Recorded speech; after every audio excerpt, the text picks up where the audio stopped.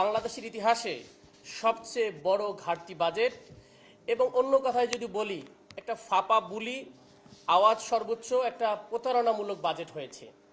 আরও যদি অন্য কথায় বলি এটা একটা হোয়াইট হস্তি, বড় একটা হোয়াইট এলিফ্যান্ট যেটা আমরা বলি, অনেক বড় সাদা হস্তির একটা বাজেট দেওয়া হয়েছে, যে বাজেটটাতে জনগণের আশা আকাঙ্ক্ষার প্রতিফলন ঘটায়নি, বরং আমরা চরমভাবে হতাশ এবং আমরা উদ্বিগ্ন প্রকাশ করতেছি। আমরা মনে করি এই বাজেটের যদিও কিছু ভালো দিক আছে, বিশেষ করে শিক্ষা, স্বাস্থ্য এবং সামাজিক নিরাপত্তায় কিছু বিষয় বলা হলেও আলটিমেটলি এই বাজেট যদি পূর্ণাঙ্গভাবে কেউ বিশ্লেষণ করে তাহলে আমরা দেখতে পাবো এই বাজেটটা মূলত একটা আলটিমেটলি প্রতারণার বাজেটে হয়েছে। আপনাদেরকে কয়েকটা পয়েন্টে আমি কথাগুলো তুলে ধরার চেষ্টা করব। এক নম্বর, এই যে বাজেটের যে আকারটা রয়েছে এটা কমপ্লিটলি একটা কাল্পনিক অ্যান্ড ইউটোপিয়ান হয়েছে। যেমনটা বলেছে যে ইশতেহার ভিত্তিক একটা বাজেট হয়েছে। বাজেট নর্মালি যেভাবে হয় সংখ্যা ভিত্তিক অ্যালোকেশন হয় সেই স্টাইলে এখানে হয়নি। এবং এখানে আমার মনে হচ্ছে যে এত বড় বাজেট দিয়েছে 9,38,000 কোটি টাকা। একটা কথা আছে না, যত বড় বাজেট তত বড় নেতাকর্মীদের পকেট ভারী। এইটাকে সামনে রেখে করা হয়েছে কিনা সেটাও একটা প্রশ্নবোধক। কারণটা হচ্ছে একবারে 18% বাজেট বেড়েছে গত বছরের তুলনায়, এবং যেখানে এরকম একটা ভঙ্গুর অর্থনীতি আমরা উত্তরাধিকার হয়েছি এবং একটা ঋণ নির্ভর অর্থনীতির মাঝে আমরা এরকম একটা কাল্পনিক বাজেট আমরা বাজেটের উচ্চবিলাস জনগণের সাথে এটা একটা অন্যরকম বিষয় ঘটেছে। দুই নম্বর যেটা দেখি, এই বাজেট তো দিলেন আপনি, বিশাল একটা বাজেট দিলেন, তা বাজেটগুলো আয় করবেন কোথা থেকে সেটা বলতে হবে না ক্লিয়ারলি। আহরণের আপনি একটা সংজ্ঞা দিলেন, ঠিক আছে, এনবিআরকে বললেন যে আপনি এত কোটি টাকা দিবেন আমাদেরকে। এই এনবিআরকে এন্ট্রিমের সময় যেন স্বচ্ছভাবে জনগণের ন্যায্যভাবে করগুলো আসে এটার জন্য সংস্কারের প্রস্তাব দেওয়া হয়েছে, কিন্তু ওই সময় কোনোভাবে এটা হলো না। ওয়ার্ল্ড ব্যাংক $500 মিলিয়ন দিয়েছে এটাকে যেন সংস্কার করে আমাদের করটা যথাযথভাবে আসে। আনফর্চুনেটলি সেটাতে বড় বাধা দিয়েছেন আপনারা, বড় দল হিসাবে এটা নিয়ে কোনো কথাই বলেন নাই। যে এখন আপনি যে এনবিআরকে বাজেট দিয়েছেন 6 লক্ষ প্লাস কোটি টাকা এবং আয় কর করবেন 96-95 কোটি টাকা, সেটা কোনোভাবেই কিন্তু এটা আয় করা সম্ভব নয়। আমরা লাস্ট বাজেট পর্যন্ত দেখেছি আমরা 3,30,000 কোটি টাকা এখন পর্যন্ত উদ্র হয়েছে। তাহলে আপনি কিভাবে হাফ বাজেট আপনার মিসিং এখানে রয়েছে। সুতরাং লক্ষ্যমাত্রা আহরণের যে সিস্টেম কথা বলা হচ্ছে সেখানে কমপ্লিটলি আমাদের ইকুয়েশন কোনোভাবেই এখানে 6,90,000 কোটি টাকা উত্তোলন হবে না, বরং ম্যাক্সিমাম 4 লক্ষ থেকে 4.5 লক্ষ টাকা হবে। তার মানে এখানেও 2.5 লক্ষ কোটি টাকা আপনার ঘাটতি থাকতেছে। সুতরাং আপনাকে বললাম আমি কলা খাওয়াবো, এই খাওয়াবো, সেই খাওয়াবো, কিন্তু আমার কাছে টাকা নাই। কাইন্ড অফ প্রতারণা হয়। জনগণকে বলতেছেন এই বাজেট দেবো, এই করবো, এত এত অ্যালোকেশন, শুনে তো খুব ভালো লাগতেছে, আমি তো সবকিছু পেয়ে যাবো। আলটিমেটলি কিন্তু আমার টাকা নাই। কয়েকদিন পর বাজেট আপনি কি করবেন, কাটসাট করবেন, বলবেন যে আমাদের বাজেট ঘাটতি, সুতরাং আমরা এটা দিতে পারতেছি না। তাহলে বাজেট সংকোচন করে ফেলবেন সামনে। এটাকে অন্যভাবে আপনি করতে পারেন আর কি। 3 নম্বর যেটা আছে, বাজেট ঘাটতির সাথে যে ব্যাংক ঋণের একটা ইস্যু আছে, দেখবেন আপনারা আয়ের সোর্সের ক্ষেত্রে এটাকে বলে ক্রাউডিং আউট অফ, এটা ইফেক্ট আছে। এটা একটা সিস্টেম হলো, আমরা বলছি দুই জায়গা থেকে ব্যাংকিং ঋণ নিব আমরা। হ্যাঁ, কোথা থেকে ঋণ নেবেন? একটা হচ্ছে ইন্টারনাল, একটা হচ্ছে এক্সটার্নাল।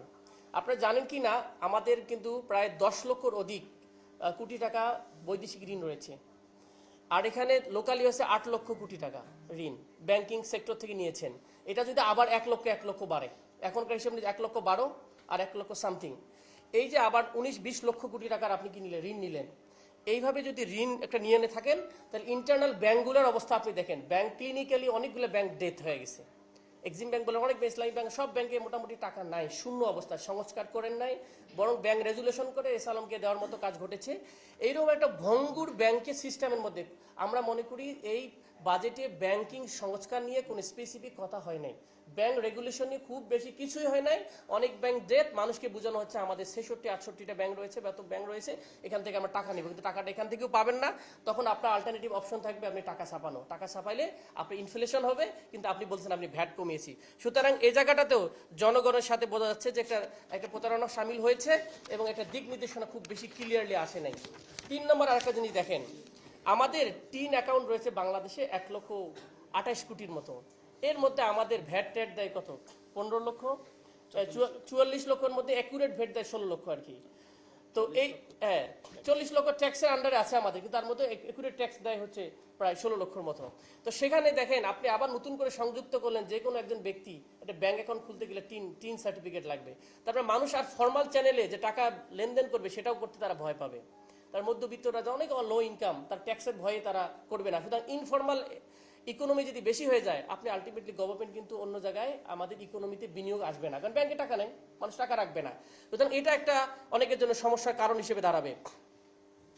আরেকটা বিষয় আমাদেরকে জানা দরকার, সেটা হচ্ছে ছোট ব্যবসায়ীরা, এদেরকে উৎস কর দেওয়া হয়েছে 0.25, বলতেছে আগেই টাকা কেটে নিবে। আপনার কাছে কেউ আসতে দিতে আসলো, ওখানে আগেই 20%, ছোট ক্ষুদ্র ব্যবসায়ীদের সমস্যা হয়ে যাবে। তারা তো আর মানে যত ছোট হোক না কেন, কিন্তু ক্ষুদ্র ব্যবসায়ী এক্সপান্ড করার ব্যাপারে আমাদের কথা ছিল, সেখানে আমরা দেখলাম যে সেখানে উৎস কর দেওয়া হয়েছে। সেটা আমরা মনে করি তীব্র বিরোধিতা করতেছি, এটা কোনোভাবে করা উচিত না। আরেকটা ইন্টারেস্টিং, আপনার ঢাকা শহরে বসবাস করলে অ্যাভারেজ আমরা বিভিন্ন সোর্স থেকে রিসার্চ দেখি যে মিনিমাম 36,000 টাকা লাগে জীবিকার উন্নয়ন মিনিমাম থাকার জন্য, যে পরিমাণ কস্টলি। আর সেখানে আমরা বলেছিলাম 4 লক্ষ 4.5 লক্ষ টাকার নিচে কোনোভাবেই, যেটা আমাদের করমুক্ত আয়সীমা, সেটা দেওয়ার কথা ছিল। কিন্তু আমরা গভর্নমেন্টকে দেখলাম মাত্র 25,000।